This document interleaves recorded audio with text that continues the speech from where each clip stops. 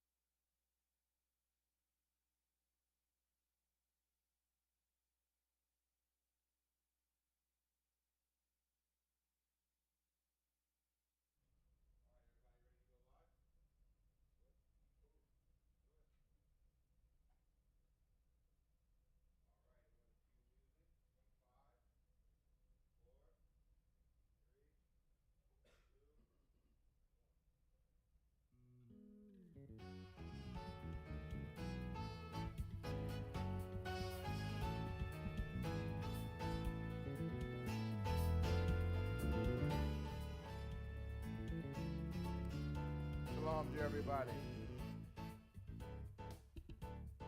First Tabernacle Fellowship, Yahweh's Exiled Empire. Rabbi Robert B. Holman Jr.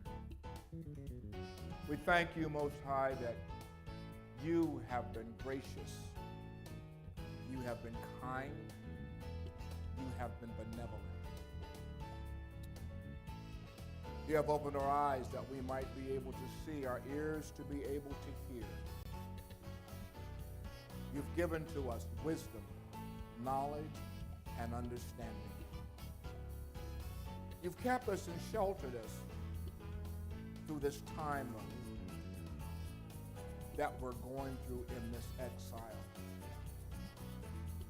And we want to give you all the praise and give you all the glory for opening our eyes that we might be able to see, and our ears that we might be able to hear the wonders that reside in your wonderful Torah.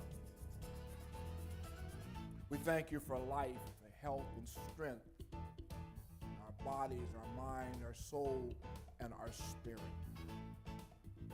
We ask you today that you would meet us here in this place that you've given us to sing songs of worship and adoration to you, and to listen to the words that come up out of the mouths of your prophets and your teachers.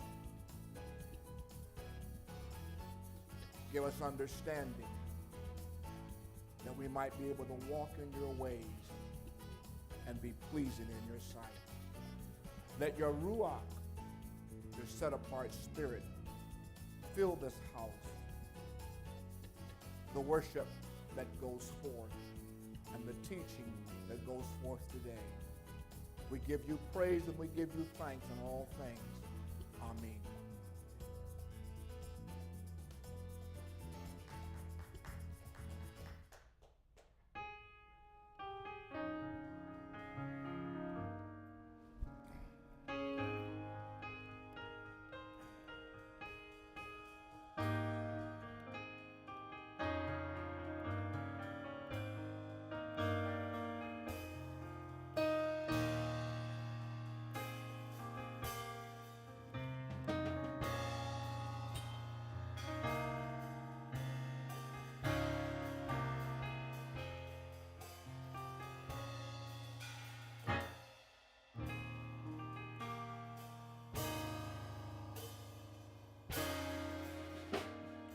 Come into your presence with thanksgiving. We enter your courts in praise.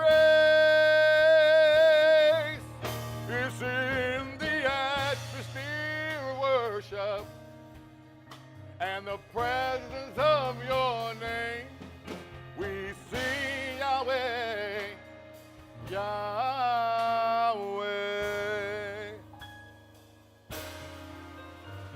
We come into your presence with thanksgiving. We enter your courts in praise. It's in the atmosphere of worship and the presence of your name. We sing Yahweh, Yahweh, Yahweh.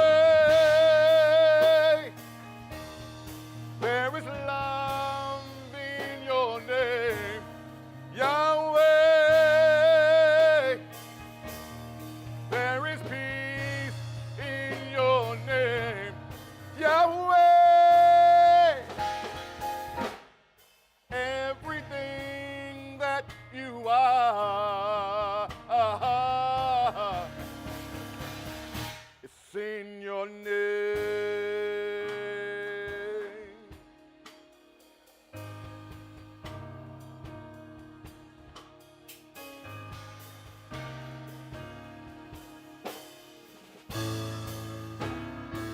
Hey, we lift up holy hands in your presence.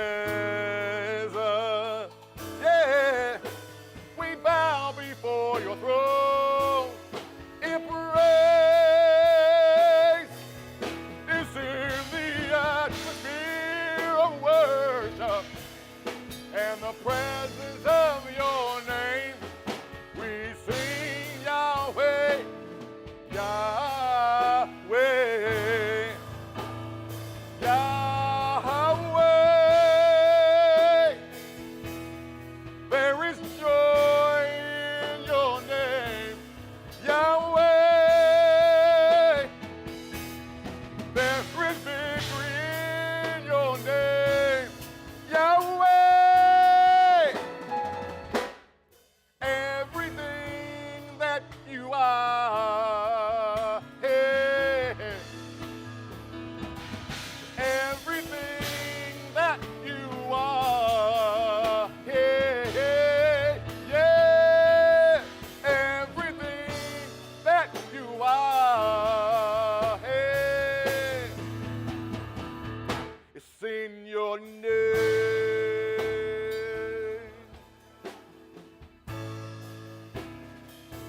It's in your name.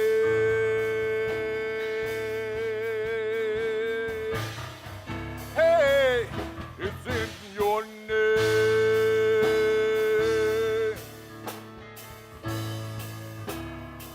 It's in your name.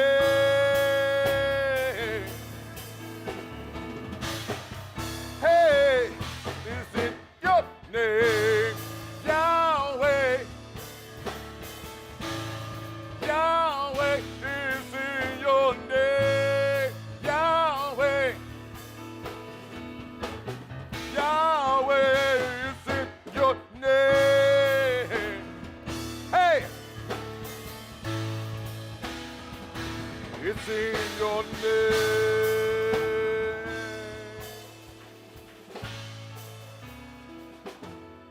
Everything that you are, everything that you are, yeah, yeah, everything that you are, it's in your name.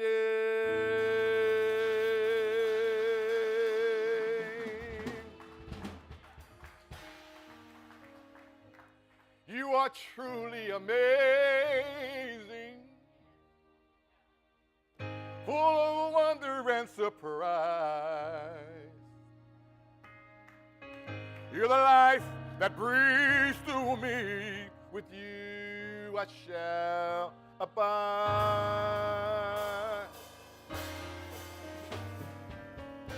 You are truly amazing, full of wonder and surprise. You're the life that breathes through me. With you I shall abide. You're the sun that shines on me. You're my shelter from the rain. Through the air I breathe, the song I sing. With you I shall abide. You are truly amazing, full of wonder and surprise. You're the life that breathes through me. With you I shall abide. You're the sun that shines on me. You're my shelter from the rain. You're the breath I breathe, the song I sing. With you I shall abide. With you I shall abide. With you I shall abide. Hey, hey.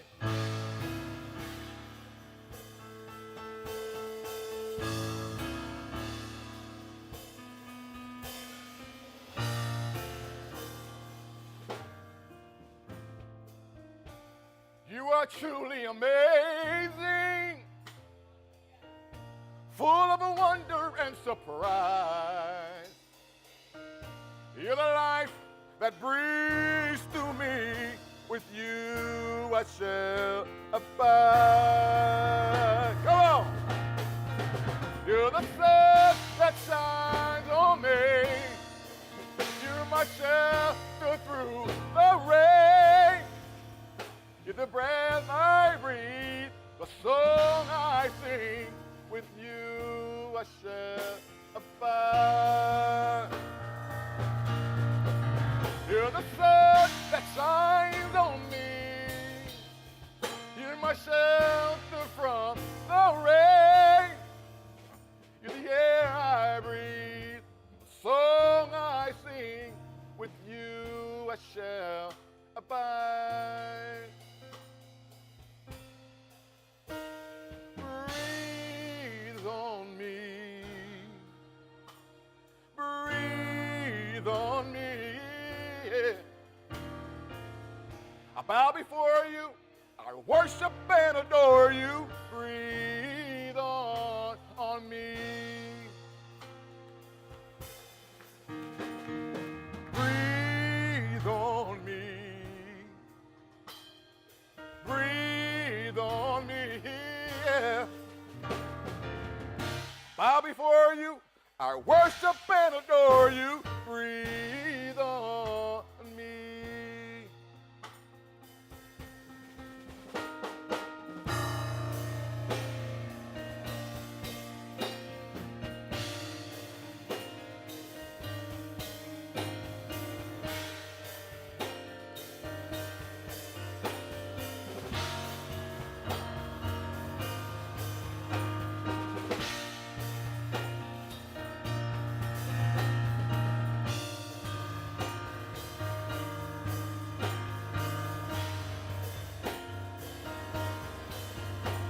Come on, y'all. With a loud voice, we say, breathe on me. Breathe on me. Oh, breathe on me. Breathe on me. Breathe on me. Breathe on me. Breathe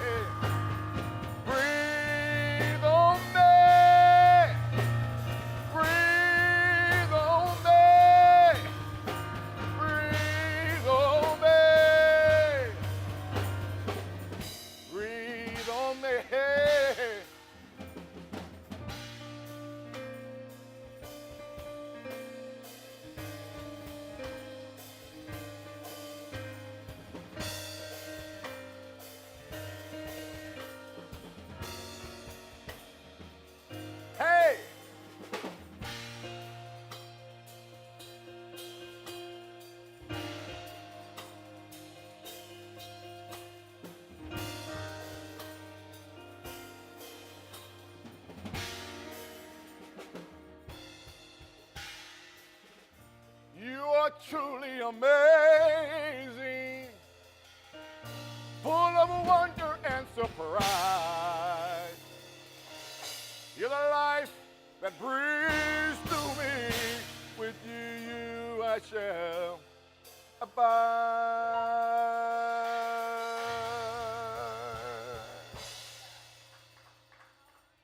Oh, yeah. Shabbat shalom. Shabbat shalom. This is the day Yahweh has made. We shall rejoice and be glad in it. I am so glad that he is our Redeemer, our Deliverer. Everything that he is in the name of Yahweh. And I am blessed to be with you this afternoon. And for all those who have made it in, I say shalom to you. It is so good to see you. And for those who are not here, I say shalom to you also. And may the peace of Yahweh be with you. May he bring you strength, joy, happiness, and peace. For he is our Elohim. There is none like him, none above him. He is everything, everything, everything to us. I just want to share just a little something. Yah he's so good. He's always doing something for us. And sometimes it's things we don't even see that are just in the atmosphere that he's doing for us. And I just want to give a little praise report, as we used to say back in the day. A friend of mine's son, a co-worker, friend of mine's son who all of a sudden came up ill at school and his body began to hurt him and he couldn't breathe and he was sore and he didn't know what was going on, and the brother called the mom and said, "Hey mom, you know, Jay's not feeling good. He's saying his body hurts." And you know how kids do, they want to get out of school, and she kind of just shunned him on. But then he called and kept repeating and said, "Mom, he doesn't look good. He said he can't touch his stomach." So she left work, picked up her son, went to the hospital, and they said it could possibly be, you know, his appendix, a ruptured appendix, whatnot.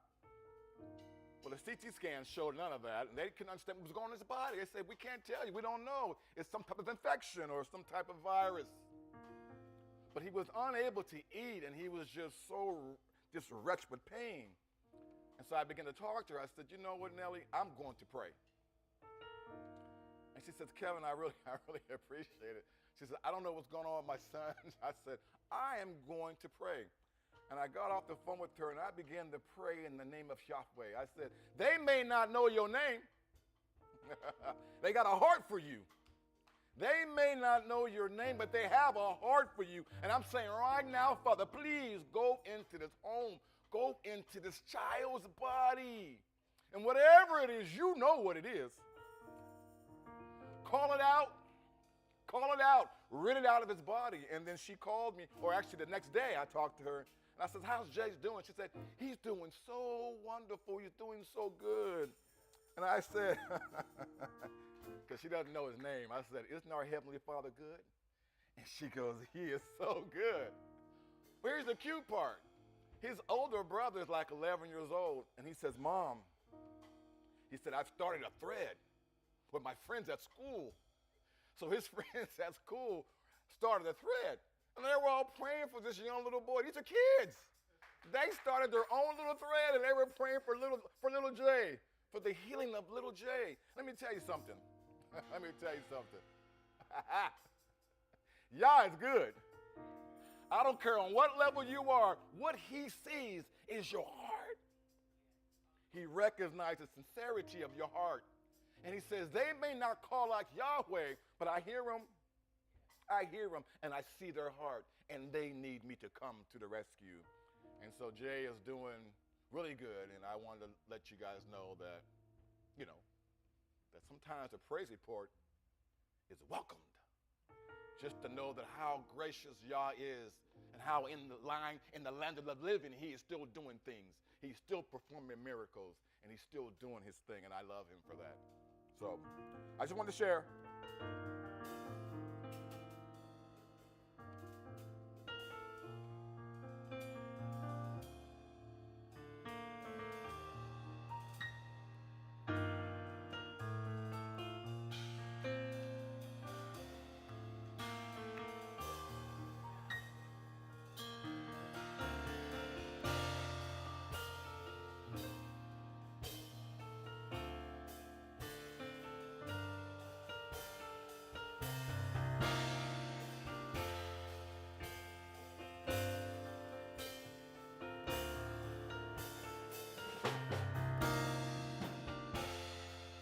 Here we go.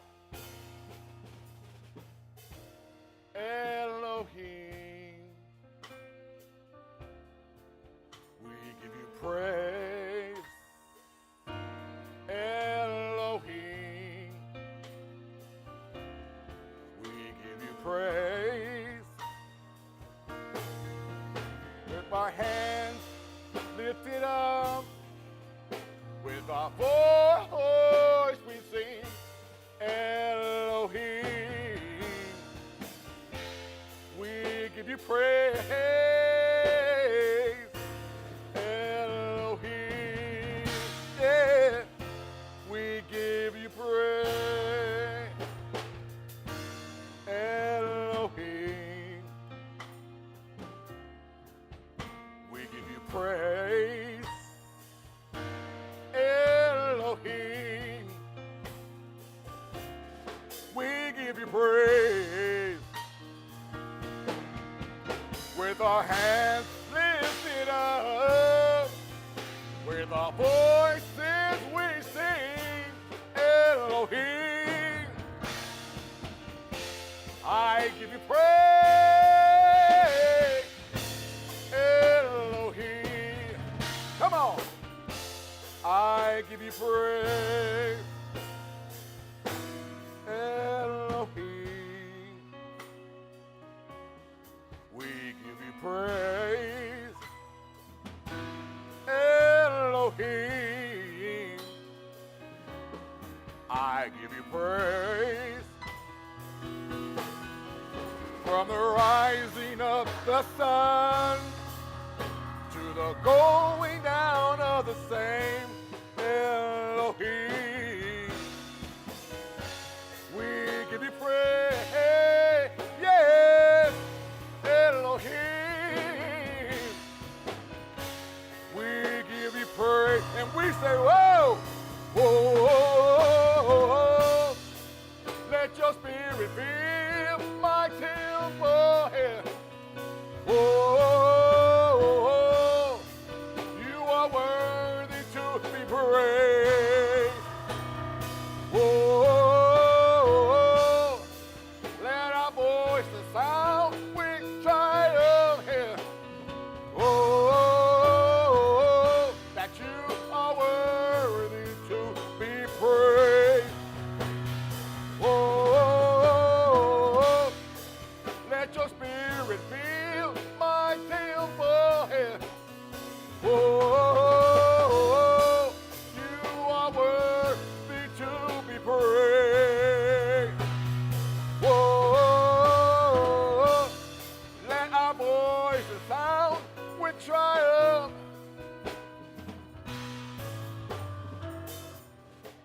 That you are worthy to be praised. Hey, hey. That you are worthy to be praised. That you are worthy to be praised. That you are worthy to be praised. Shalom.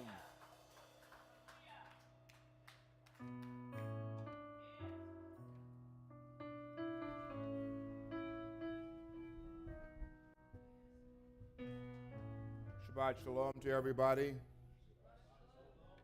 It is good to be back in fellowship in the congregation with all of you.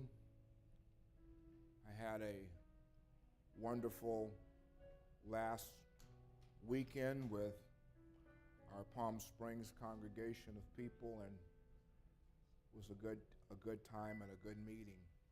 But I'm glad to be home. I don't know if you all understand the current dynamic that we are faced with.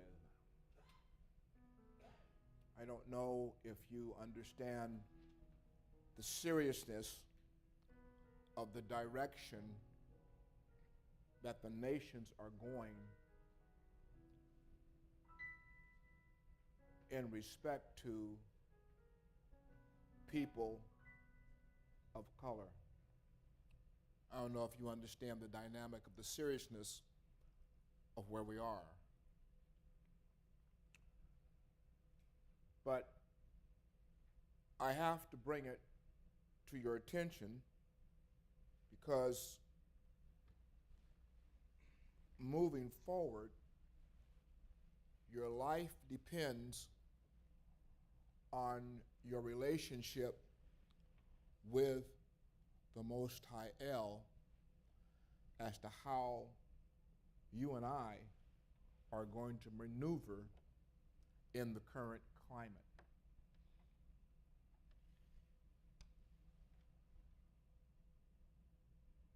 We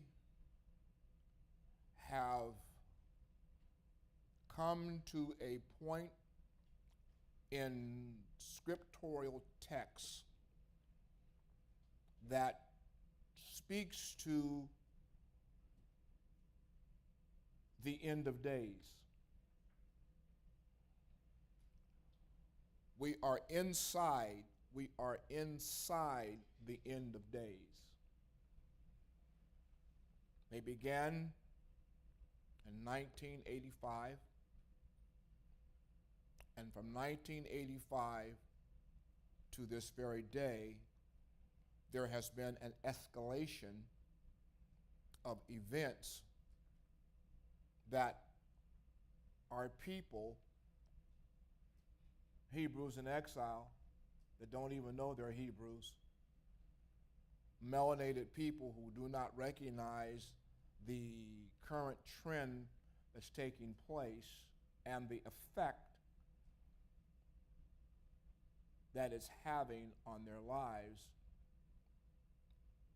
with no understanding as to why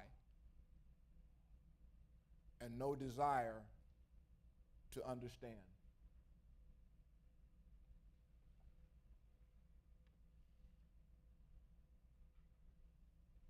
I'm not going to try to be political, but the funny thing about politics is politics shapes our daily lives. And we can ignore it and act as though it doesn't exist. We can even act like it doesn't make any difference to us. But in the midst of the shaping of the events that are taking place in this exiled nation that we live in, it serves us to understand that the Most High is trying his best. And he's not deficient. He is not deficient at all.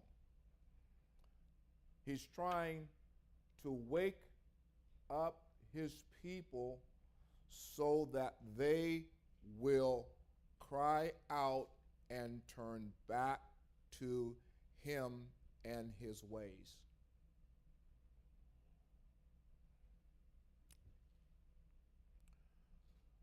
The interesting part of all of this, what I'm saying, is that I had to laugh. Ambassador Appleton and I did a podcast a couple weeks ago. There's a church here in Sacramento County. It's called Destiny. Sits up there on the hill as you go to Roseville. On your way to the Galleria, you pass by it, got a big cross, says Destiny. Big Christian fundamentalist church. And interesting enough, the pastor's wife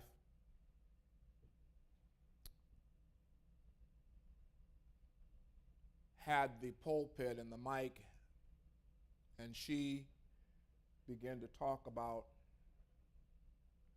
Yahweh Elohim, God. Yahweh, Elohim, God. And I have to give her credit because she did an excellent job of introducing Yahweh to a congregation of people who never heard the term before.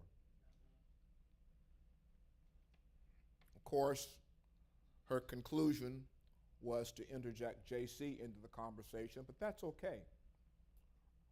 We were there once also.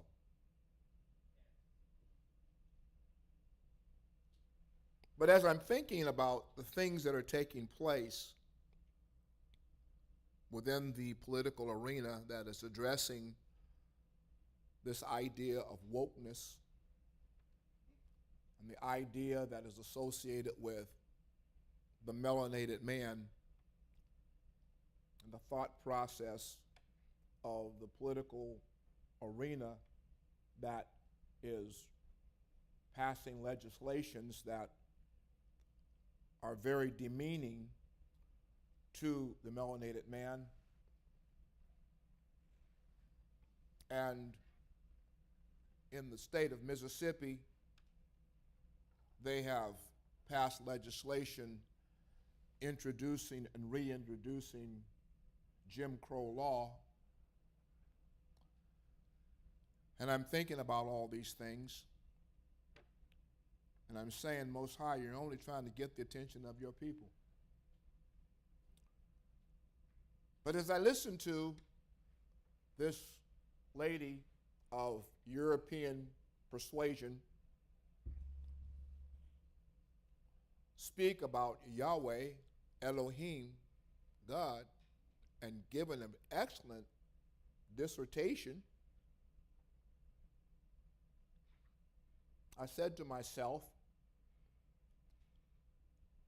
as I've had conversations with the Most High about why don't your people listen to your people who are telling them the truth? And the Most High allowed me to know, kind of in a humorous way, he said, they don't listen to me. Why would they listen to you?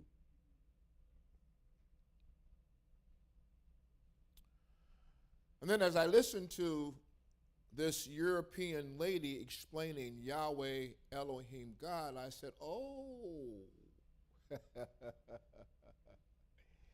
you know who your people will listen to.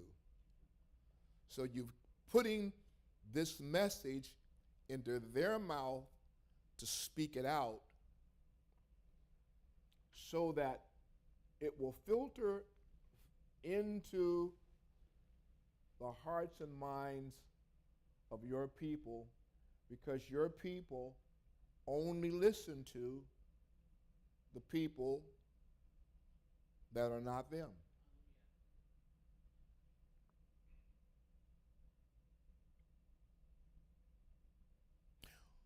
We didn't know anything about praise and worship. We had choirs. And when praise and worship was introduced to us, we went after it kicking and screaming. Balked. Where did it start? Praise and worship didn't start in the black church. Praise and worship teams didn't start in the black church. They started in the white Eurocentric churches, and then we picked it up and kind of made it our own, just like we've done everything else. So I said, Most High, I see what you're doing. You're starting to introduce your thought process into white churches, knowing that your people will hear it, they'll pick it up, and then they'll start doing it.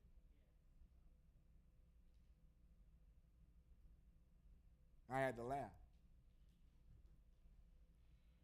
Because as I'm reading text, And I'm reading Devarim.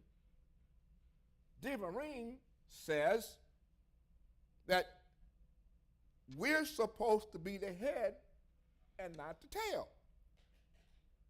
We're supposed to be the teachers, and the nations are supposed to learn from us.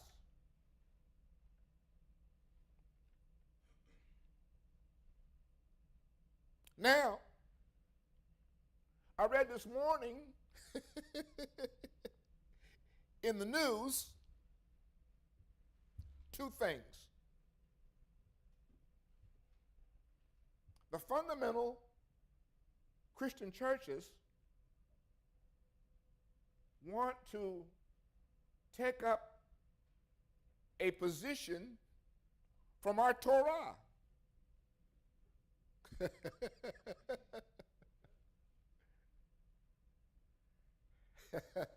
It's funny to me because they can't do it. No, neither can we. They can't do it, and neither can we. They want to stone people for adultery. Stone.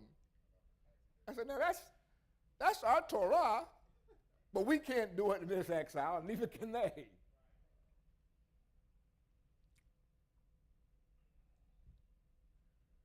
They've determined that the political agenda that they're trying to hasten with creating chaos is to bring about and influence the induction of something that's not even in our text. But they're trying to influence the insertion of the beginning of Armageddon. Fundamental Christians. And so they think by doing all this chaos and doing all this upsetting that they're doing, they'll produce a war. I said to myself, isn't this really quite something? And our people, Hebrews in exile, who don't know they're Hebrews, are still dancing the jig, trying to entertain themselves, and they don't realize what's coming down the pike. I'm going to tell you something. You're going to hear it here first, just like you heard it here first when I spoke it in 2015. I said to you all, if Donald Trump becomes president of the United States, this nation will have hell to pay. I said that. Now I'm going to tell you again. If Donald Trump, you say, well, why are you being political, Rabbi? No, I'm not being political. I'm warning you. But it's okay. What I'm warning you of is going to be in text. If Donald Trump or DeSantis and the Republican Party come into power in 2024, melanated people in this nation are going to have hell to pay. Now I'm going to say something that's going to be foreign. I absolutely welcome it.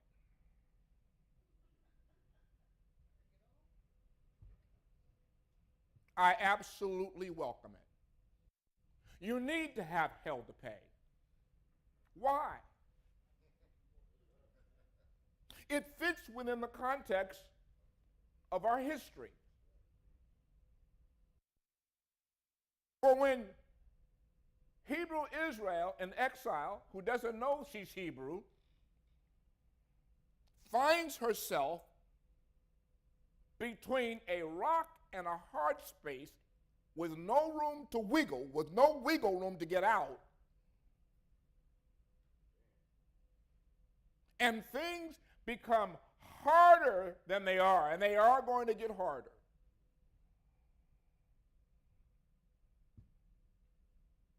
Then perhaps you'll realize and recognize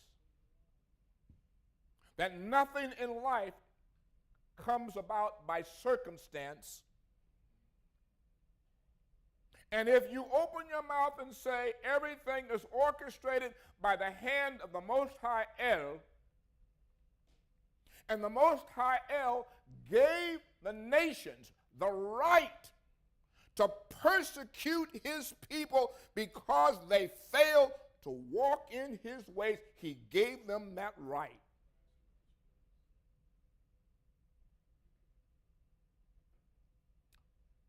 Then perhaps you'll understand what this is all about. You listen to the white church talk about Yahweh, you all will start picking up the name of Yahweh. You'll start mentioning some of his laws and them rules which you're not under, but you'll start doing it. And then you'll start preaching what we have been teaching. And you be going through all those emotions and cantations and Yahweh, and you'll be going through all that entertainment motion, trying to bring in this that we have been teaching. Because you're still going to be wanting to be entertained. And this is not a time for entertainment. This is a time to seek knowledge of the Most High El and his ways so things can go right with you in the land where you are living.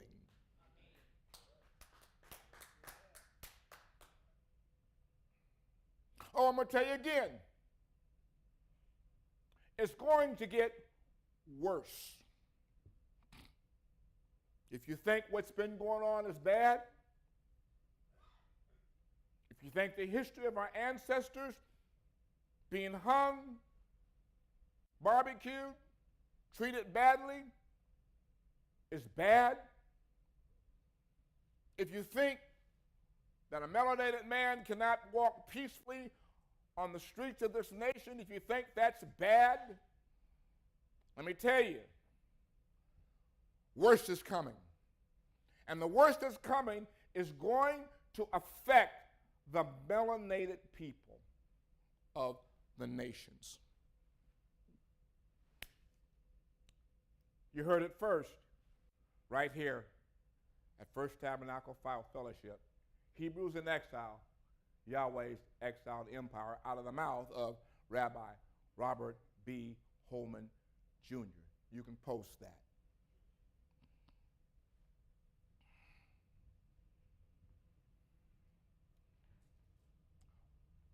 Mark it, watch it. It's going to show up on YouTube. It's going to show up on Instagram. It's going to show up on all the places where you listen. You're going to hear preachers preaching about Yahweh, Elohim, God. And you can't preach about Yahweh, Elohim, God long before you're going to get introduced to his ways. If your heart is sincere. Can't talk about him. I'm reading information in the news, and I'm hearing these people trying to introduce our laws and our mitzvot, and then they're going to come around and tell you we're not under the law. What do you think stoning is? Listen for it. Watch it. You're going to hear them. They're going to be snorting and huffing and puffing and talking about Yahweh, and they're going to be trying to take our text and explain it. But there's a problem.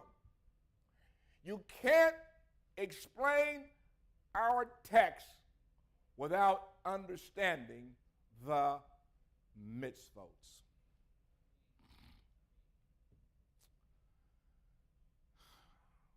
I'm in deep sleep this morning. I am. And I'm waking up, coming out of my sleep. And in the process, the Most High gives me a word. And it puzzled me. It startled me. And in my mind, I was going to ask you what it meant. The Most High took me to my desk and said, you don't need to ask anybody what it means. You know what it means. The word was the Hebrew word zakar. Zakar. I'm scratching my head.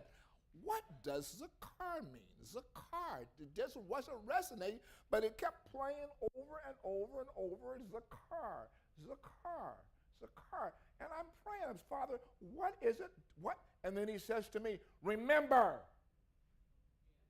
And then I'm going, remember what? What is it you want me to remember? I know you said, remember the Torah of Moshe. I know you said that. But is this remember something else?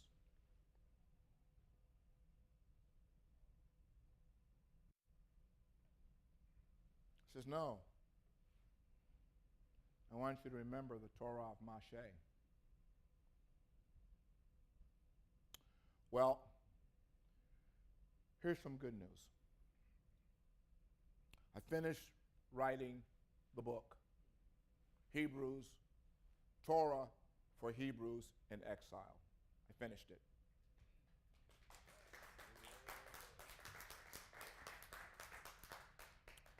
And it's in the process of being edited, looked at for formatting to be put into book form so it can be received. It's a tool to help you. Because the responsibility of Torah is that everyone is supposed to write his own Torah. I've done the work for you. Should be out in a month or so, maybe sooner. But you'll have something to look at and to begin to govern your life and ways by. Yeshayahu, chapter number 41.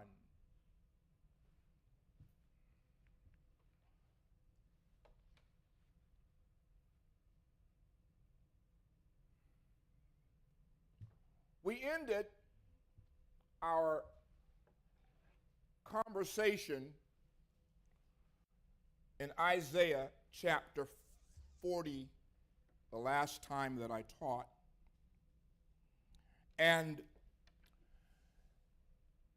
in Isaiah 40, we come to this idea that presents us with the idea or the thought process of change in the mind of the Most High as we get into a time frame that we need to zakar, remember.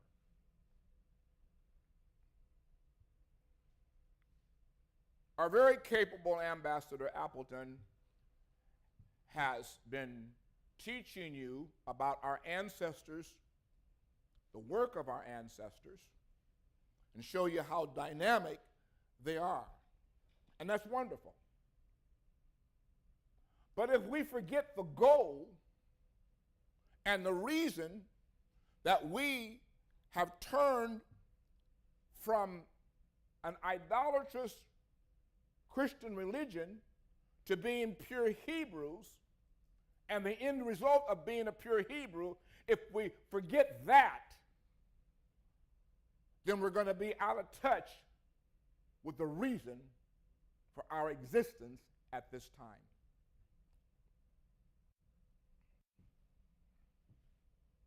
Chapter 40 of Isaiah begins the thought,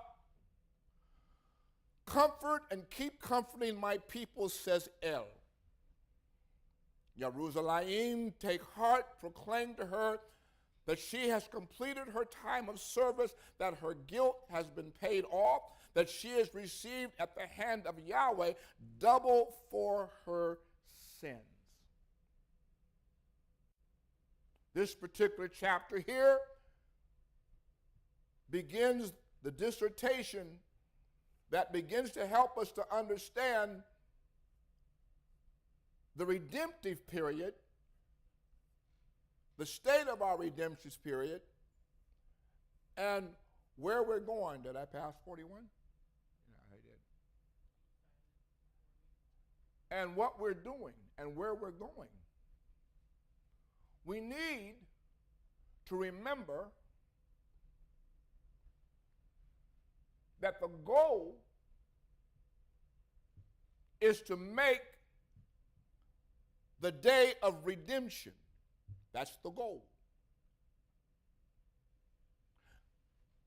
That's only the draft. If we look at it in athletic terminology, the day of redemption is only the draft. It's the day and time in which the Most High has promised to bring Hebrew Israel from the four corners that she has been dispersed back into the land.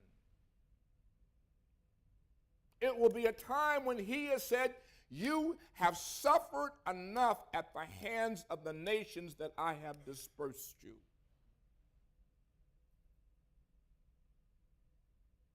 And I made a promise to your forefathers that the time would end and I would bring you back to the land. Isaiah chapter 40 begins that. We're going to continue the discussion here in Isaiah chapter 41. "Keep silent before me, coastlands. Let the peoples replenish their strength. Let them approach. Let them speak. Let us assemble for judgment." You're going to hear this word, coastlands, as we walk through Isaiah, Yeshayahu, in many of his languages or statements. The word coastlands in many manuscripts is a reference to the nations Gog and Magog. To be silent. You all shut up. Be silent.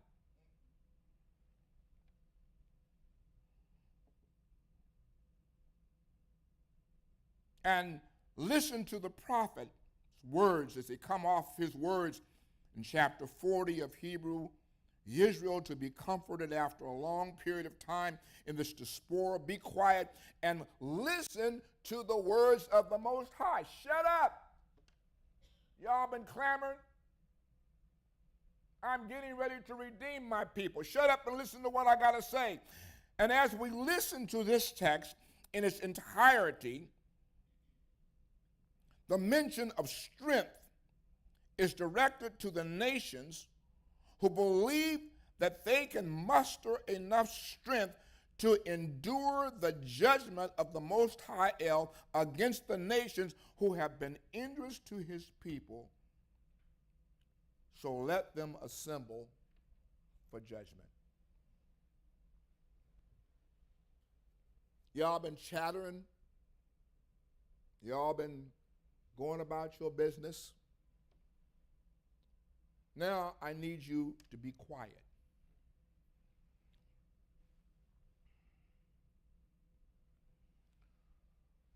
Who has raised from the east one who is just and called him to be in his service? He hands nations over to him and subjects kings to him. His sword reduces them to dust, his bow to driven straw. Who's that? Who's that? Who's that? Come on. Who has he risen from the east, who is just and called him to be in the service? Who's that individual? Huh?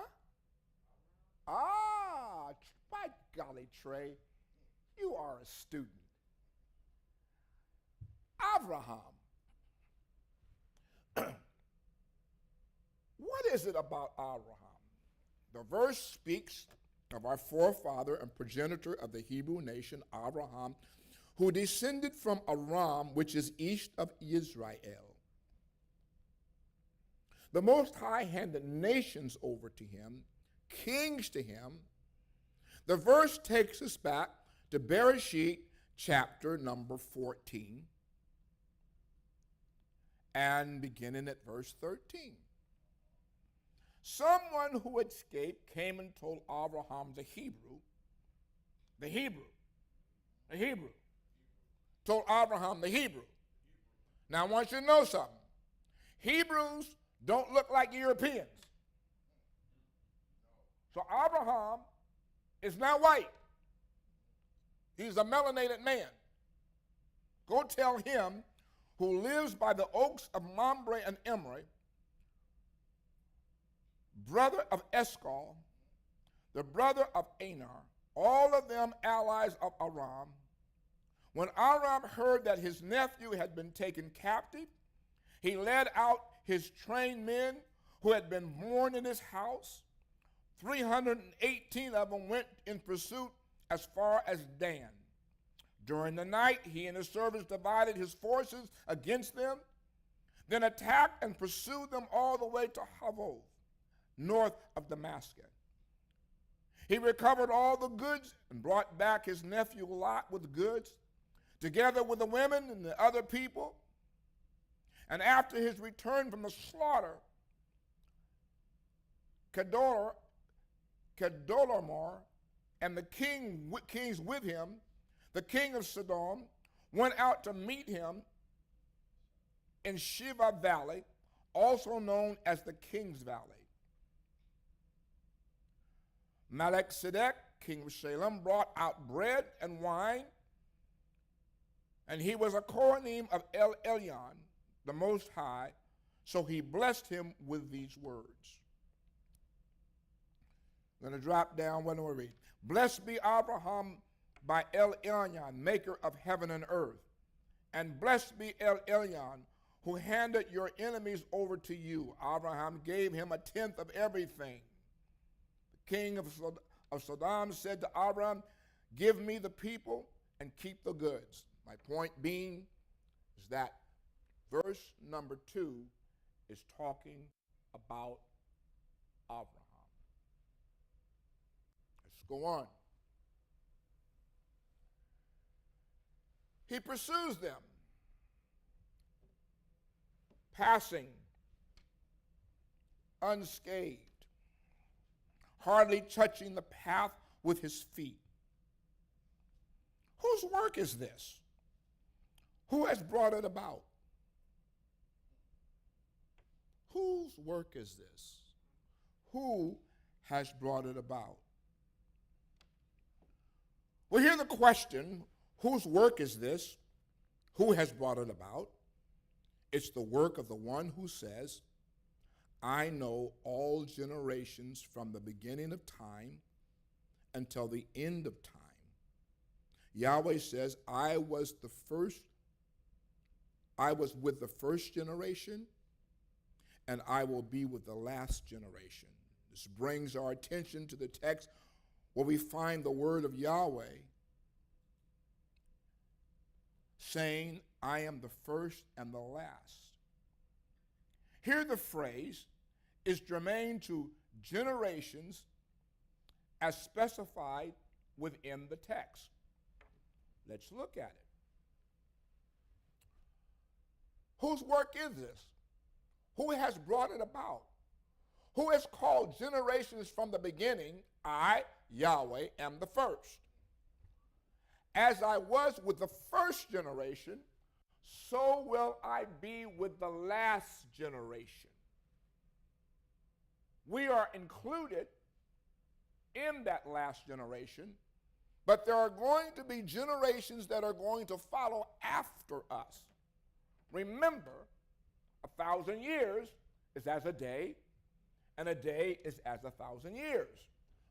If that be the case, and the end of days began in 1985, then we have 1,000 years within this particular day, and there are going to be many generations that are going to follow after us before we get to the end of this time frame. And somewhere in this time frame of end of days, somewhere between now and the end of this 1,000 years, redemption is going to take place. Chances are that you and I will not be living when that day comes. But the thing for certain that you and I need to understand and know is that we need to be prepared before we go into the dust, so that in our day of revivification, as Daniel speaks in chapter 12, when it happens, we will awaken with our minds and our body in tune with Zakar. Remember the Torah of Moshe.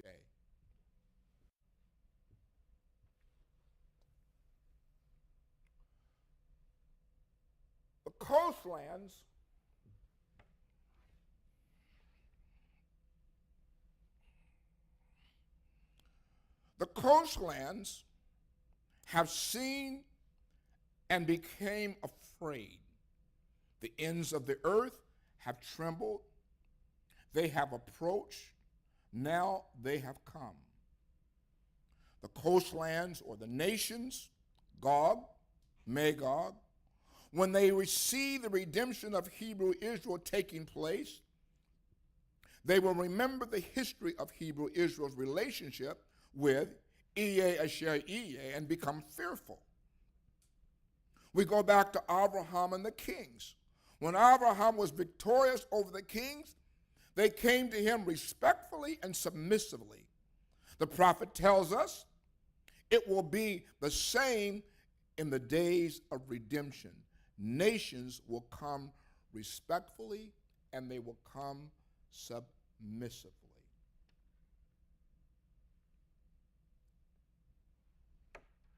Everyone helps his fellow workman.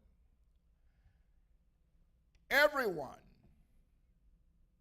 says to his brother, be strong. The woodworker encourages the goldsmith. The polisher encourages the hammerer. He says to the solderer, yes, that's good. Then he puts nails in the idol to keep it from moving. The language in this text speaks to these nations, the coastlands, joined together to make their idol gods gain strength. And during the time of Israel's redemption, the nations will act as though they have enough strength in their idols to defeat Yahweh's redemption. Everyone helps his fellow man. Everyone says, be strong. Encourage each other with your idols. But you, Israel, my servant Yaakov, whom I've chosen, descendants of Abraham, my friend. Wait a minute. He says that Israel is his servant, and Yaakov, whom I have chosen, descendants of Abraham, my friend. Well, Abraham's a Hebrew. Abraham's not from the nations. Abraham is a Shemite. I am a Shemite. Being a Shemite, it is impossible for me to be anti-Semitic. For me to be anti-Semitic, I'd have to be anti against myself. But the nations don't know who Hebrew Israel is. They think that the Ashkenazis are the Shemites. But they don't know that the Zionist Jews are about the most racist people on the face of the earth. The Ashkenazis that are not Zionists will testify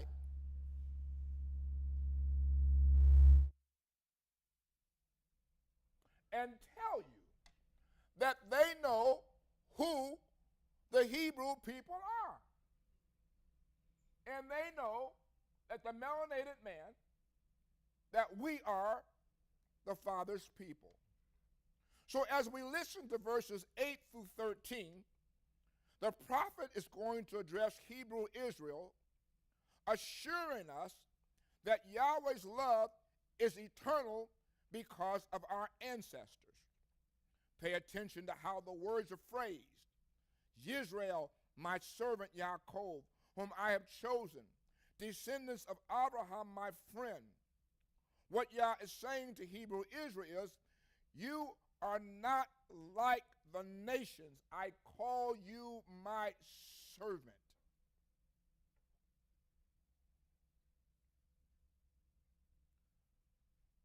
I have taken you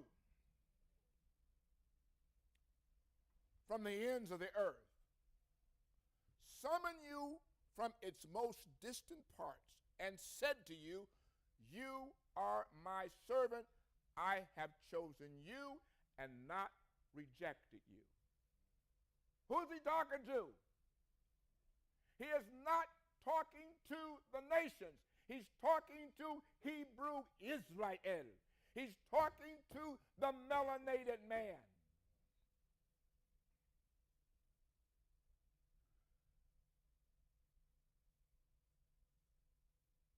I have chosen you and not rejected you. So, listen to his encouraging words. Don't be afraid, for I am with you. Semicolon, put a pin in it, period. Don't be distressed, for I am your El. I will give you strength.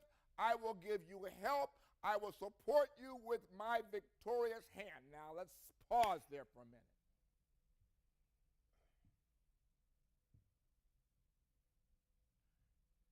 In my opening monologue, I told you what's coming down the pipe. I told you that things are not going to get better in these exiled nations for people of color. Not going to happen. Not going to happen.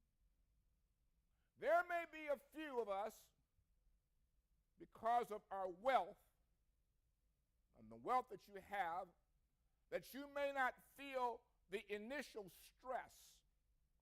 However, you can't walk in this world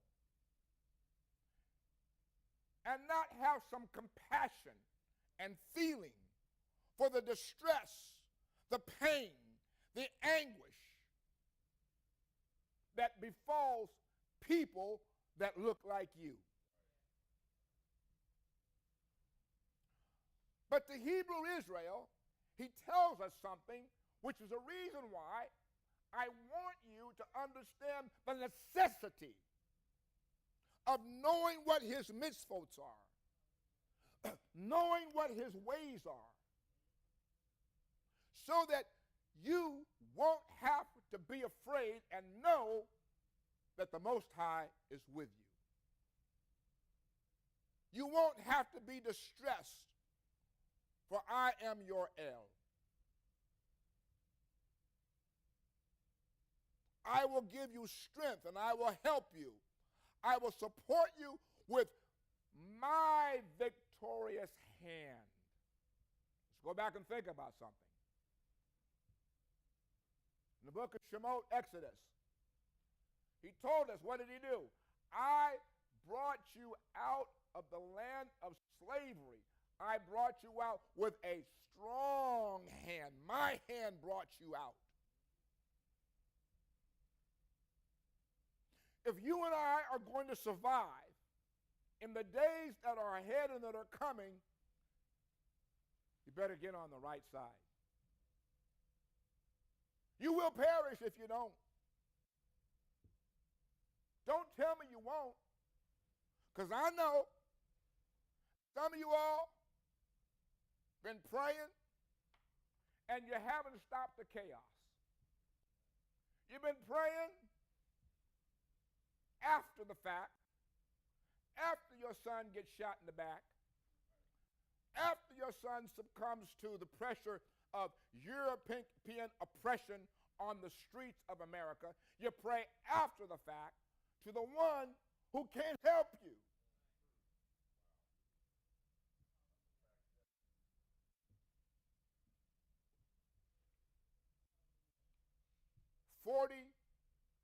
Isaiah 40 to the end of Isaiah is going to have a narrative that expresses things that are germane to our redemption. So, all of those who were angry with you will be disgraced and put to shame. Those who fought against you will be destroyed and brought to nothing. When? When? The question is when. See, you want it now, but it can't happen now. And the reason it can't happen now is because we're not in a place yet where we're crying out to the Most High to deliver us. The universal cry in the land, the universal cry amongst Black Lives Matter, is not to Yahweh. It's to a demigod who could not even deliver himself. But our El tells us, don't be afraid. Don't be distressed. I am your El. I will give you strength. I will help you and support you with my victorious hand. And those who have been oppressing you, they're going to be angry. Disgrace, put to shame, will be destroyed, and they will be brought to nothing. That day is going to happen. It's going to come. It'll happen quicker when his people begin to turn back to him.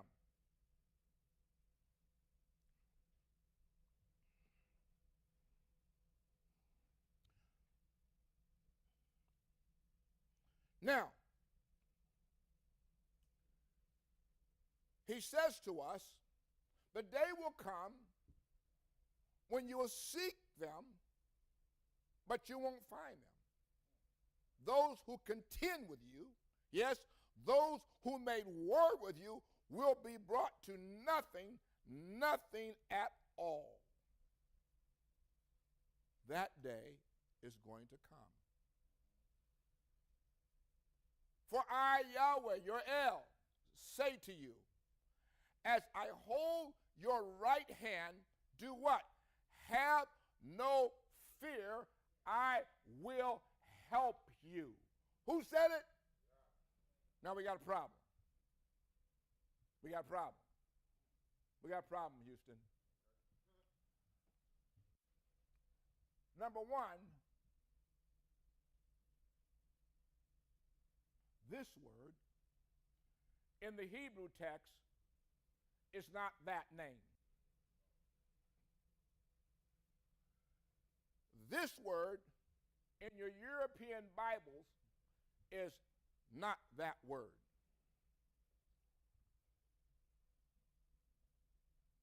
This word in your European Bibles is not the proper word. So consequently, you don't know who is your helper.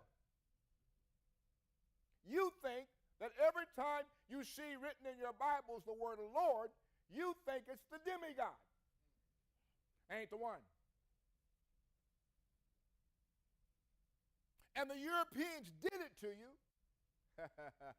Getting back to my monologue, because they knew that you would listen to what they said. And you call the Most High Lord and call him God, when in every Hebrew text it's written Yod, He, Vav, He, Yahweh. And this word right here is going to be El or Eloheka or Elohe. It's not going to be these terminologies. So let's get it straight.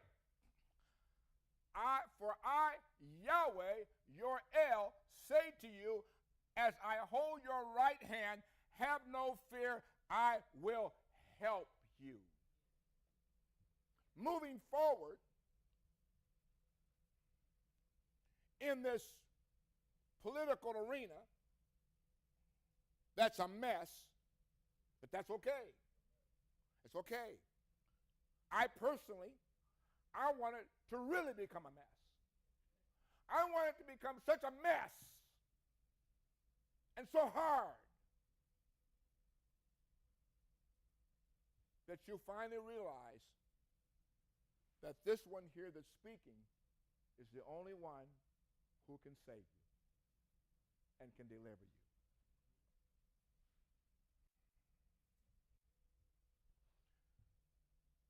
Have no fear, Yaakov, you worm, you men of Israel. I will help you, says Yahweh. Says Yahweh, your the set apart one of Israel. So Yahweh's our Redeemer. Right. But let's go back to something.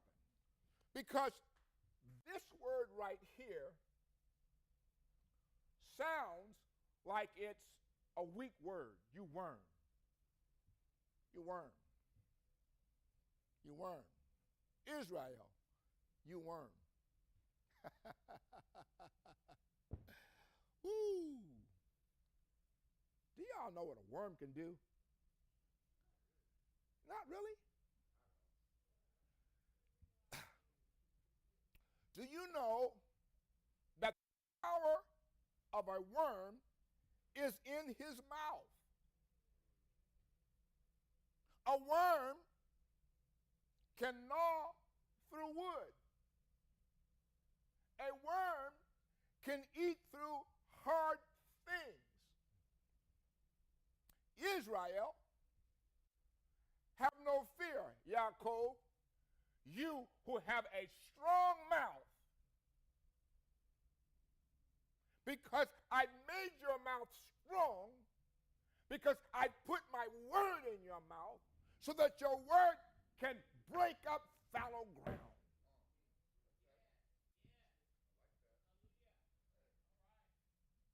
You men of Israel, I'm going to help you, says Yahweh, your Redeemer, the Holy One of Israel. I will make you into a threshing sledge, new, with sharp-pointed teeth, to thresh trash the mountains and crush them into dust, to reduce the hills to chaff. Now, we have to understand something about the threshing sledge. The threshing,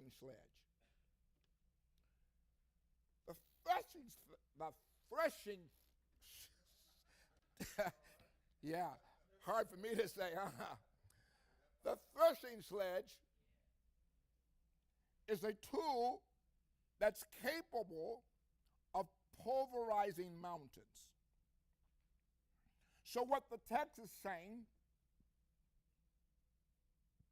is that I am going to give Hebrew Israel the ability to defeat their nations, mighty nations.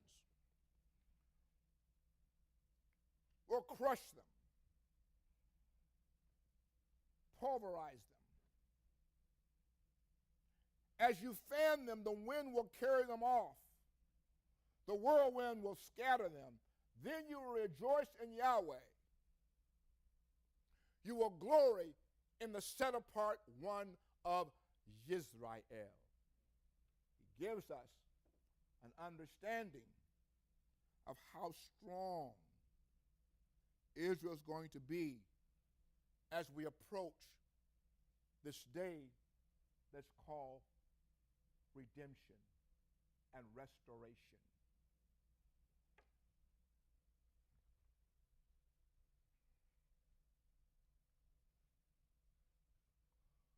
The poor and needy look for water in vain.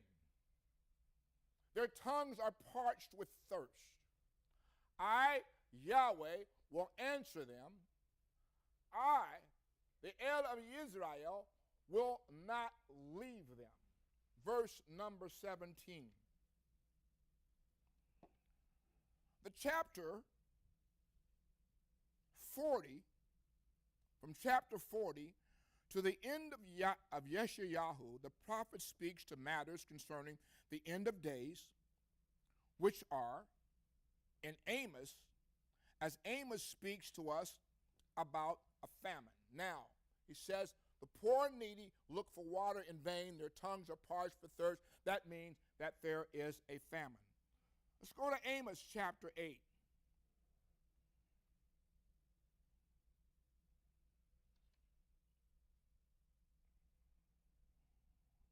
Let's go to Amos chapter 8. Where'd it go? Amos chapter 8, verse number 11. The time is coming, says Yahweh Elohim, when I will send a famine over the land, not a famine for bread or thirst for water, but of hearing the words of Yahweh. People will stagger from sea to sea, from north to east, running back and forth, seeking the word of Yahweh, but they will not find it. Let's interpret. People will stagger from sea to sea. Sea is a metaphor for being in the midst of people. They will stagger from people to people, but they're not going to find it. The text here has more to do with what you don't see and hear than what you hear. There's a problem. And the problem resides in the fact that Malachi was the last prophet to be able to speak the words of the Most High. And all of the prophets follow the same pattern. They talk about the beginning of Israel. They talk about the history of Israel. They talk about the decline of Israel. They talk about how upset and angry the Most High is with Israel. And they conclude with the redemption of Israel. The words of the Most High being spoken by him are at a loss. There is not another prophet that speaks beyond the words of Malachi. Excuse me, but JC is not a prophet. He cannot speak for the Most High. And one reason he can't speak for the Most High is because he nullifies the words of the Most High and violates the golden rule, which says, do not add to and do not take away from what I said. But you come along and say, I heard it said, but now I say. That's adding and subtraction. That's a violation of Torah. So he can't speak for the Most High. Now,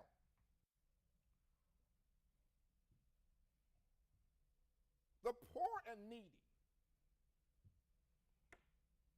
that's us. We were poor and we were needy. And we were thirsty. Now, water is a metaphor for Torah.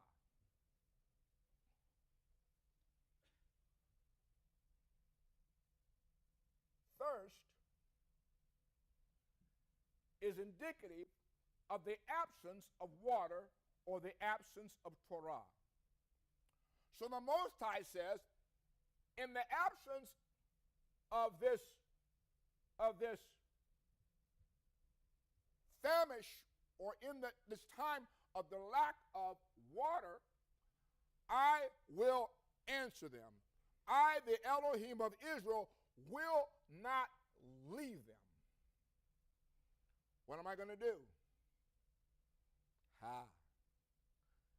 We can take this literally, and we can take it spiritually. I will open up rivers on the barren hills and wells down in the broad valleys. I will turn the desert into a lake and the dry ground into springs. I will plant the desert with cedars, acacias, myrtles, and olive trees, and in the Arava I will put cypress, together with them elm trees and larches. Then the people will see and know, together observe and understand that the hand of Yahweh has done this, that the Holy One of Israel, the set-apart one of Israel, created it. Now, let's go back and deduce.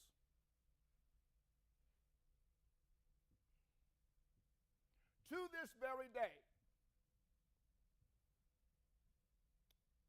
we opened with chapter 40. It talked about Jerusalem. Jerusalem, as we sit today, is still barren and it is still desolate. But prior to the day and time of redemption, Jerusalem is going to take root and it's going to flourish. That which is desolate is going to be put back together.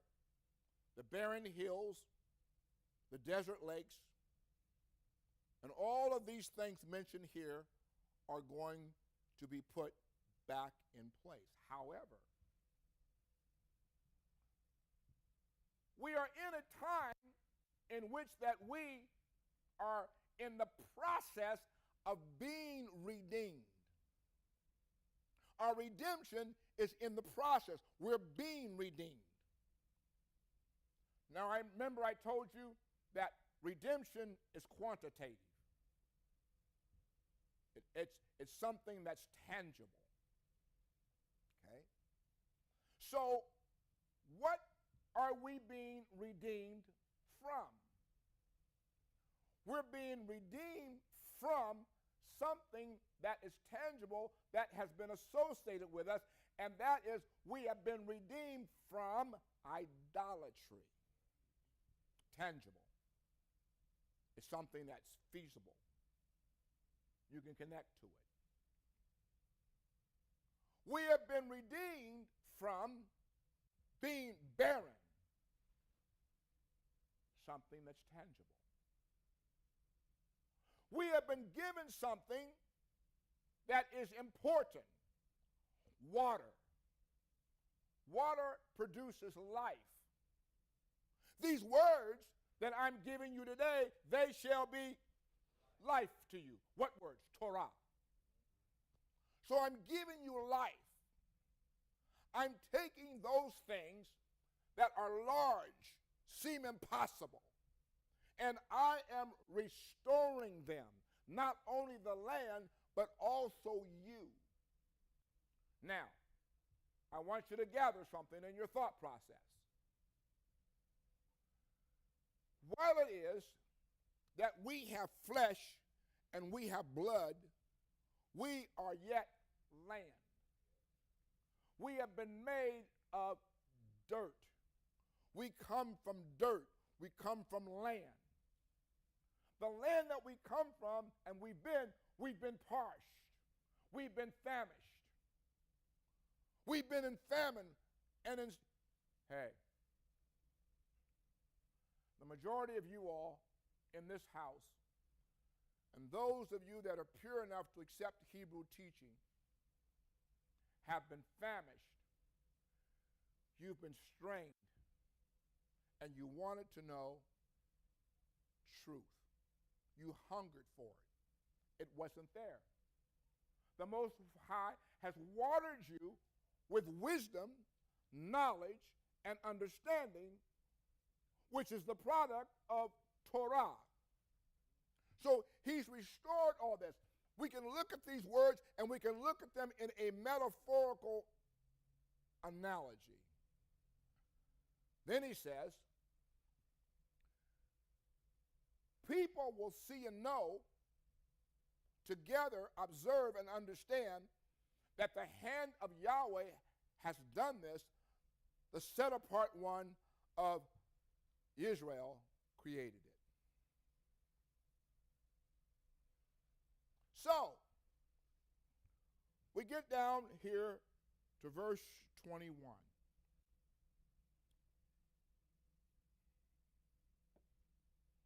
He says, present your case, says Yahweh, and produce your arguments, says Yahweh, Yaakov's king. Who is Yahweh's? Who is Yaakov's king? Who is his king? Who is his king? Who's Israel's king? Well, let's go. Isaiah 44, 6. Let's go there. It says, thus says Yahweh, Israel's king and redeemer, Yahweh Sabaoth, I am the first, I am the last. Beside me there is no El.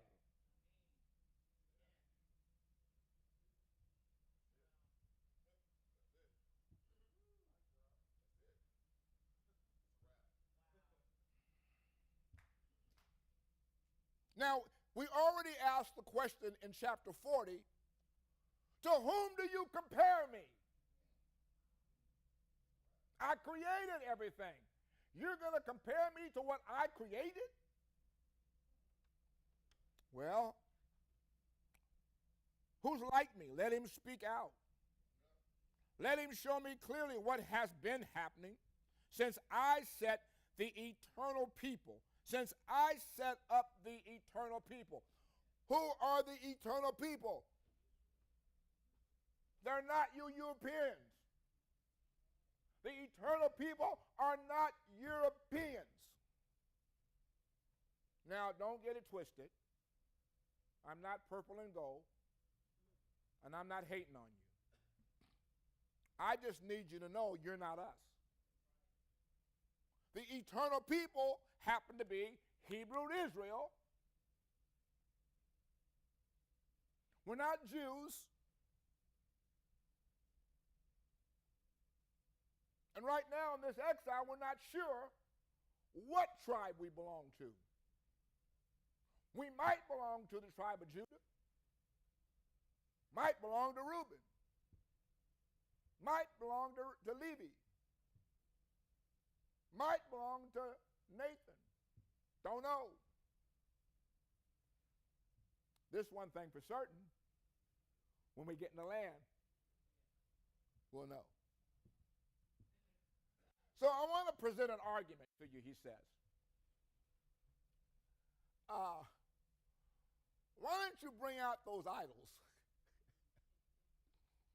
and have them tell the future to us and tell us about the past events so that we can reflect on them and understand their consequences. Why don't you bring them out?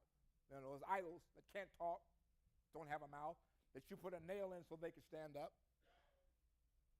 And state what happened, what will happen in the future, so that we can know that you are elves, little elves. At least do something, either good or bad, anything, to make us awestruck and fearful. But you can't, because you are less than nothing, and whoever chooses you is an abomination. Oh.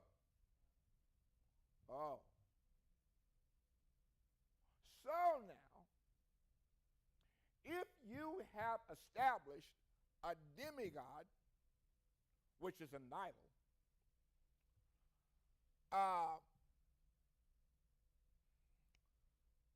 let him tell us about events yet to come. Now, I want you to notice something. JC does not mention anything out of his mouth that talks about the redemption of Hebrew Israel. There is not one line of verbiage that comes out of his mouth that talks about the redemption of Hebrew Israel. Not one. Not one teaching. Not one expression. So he couldn't answer this question.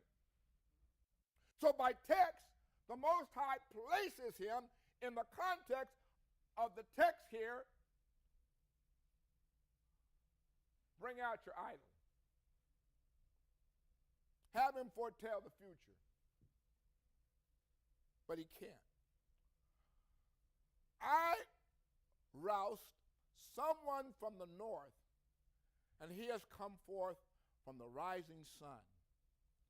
He will call on my name. He will trample on rulers as if they were mud, like a potter treading on clay. This right here, verse 25, was kind of hard to decipher. Since the text is about the end of days and redemption, the prophecy is about messianic era, as is a reference to Gog from the north and the messianic king from the east. Yahweh's anointed king will call on my name, and he will deal with the rulers of the nations and destroy them. Well, who's that? That cannot be anybody but our king, King David.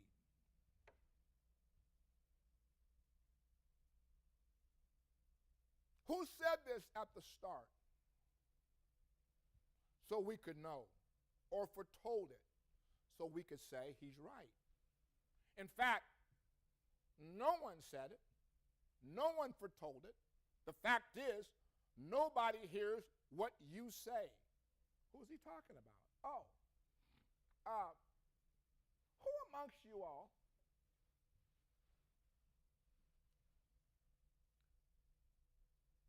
could know anything about what I'm talking about? Yeshayahu saying, Most High said, your idols? How can you know? How can you say your idol is right? In fact, no one said it.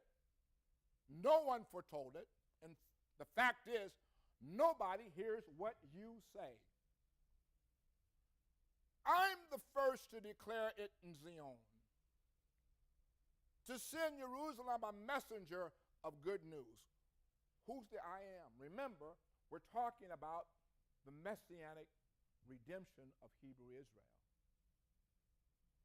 So who's making this declaration? I'm the first. When we get our time of redemption, the words that are going to fall from our lips is the good news about our redemption, that Israel is being redeemed and back in the land. We're the messengers. Yaakov, my servant, Yaakov, Israel, you're my servant. But when I looked around, there is no one, not a single one can give counsel, who when I asked can give an answer. Look at them all. What they do is nothing. Their idols are so much wind and waste.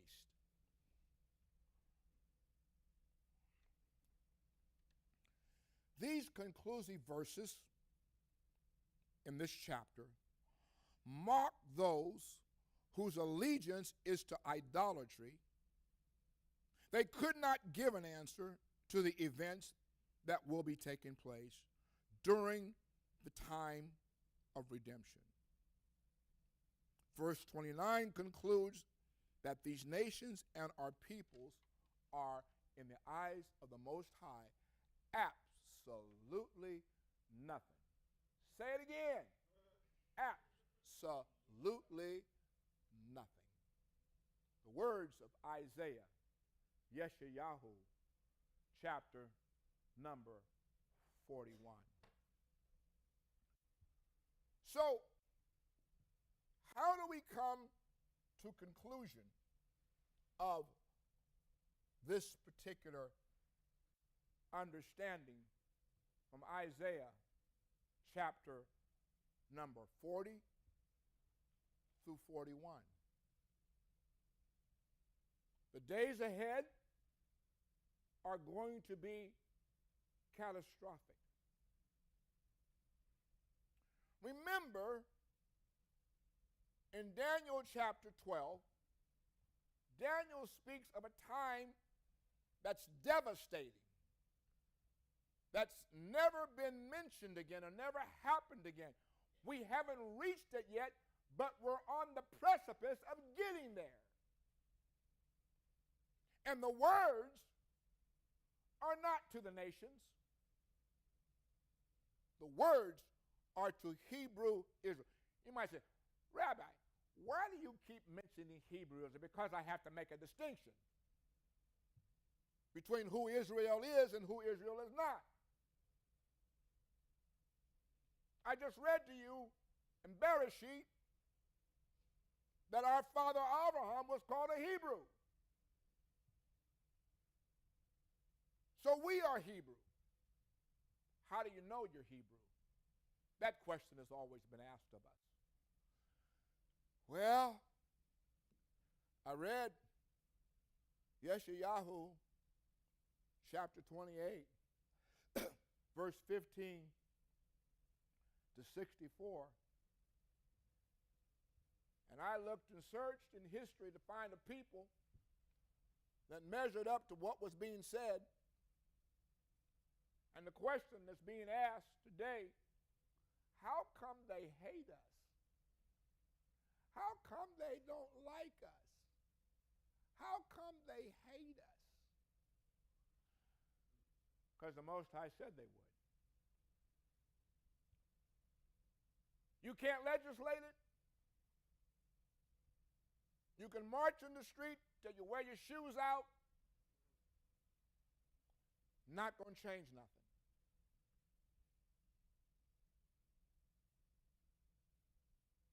You're a disgust to them. Most High said he was going to make it that way. Whose word shall we believe? the words of the Most High? Or shall we be optimistic or pessimistic? Which one? Choose one.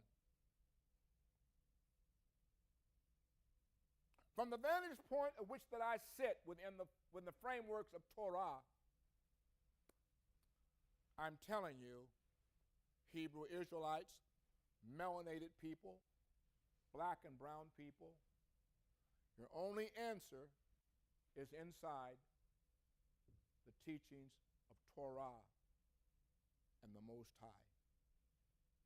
Turning back to Him and His ways is the only answer, so that you won't have to fear and know that the Elohim of Abraham, Yitzchak, and Yaakov is with you, and He has you by His hand.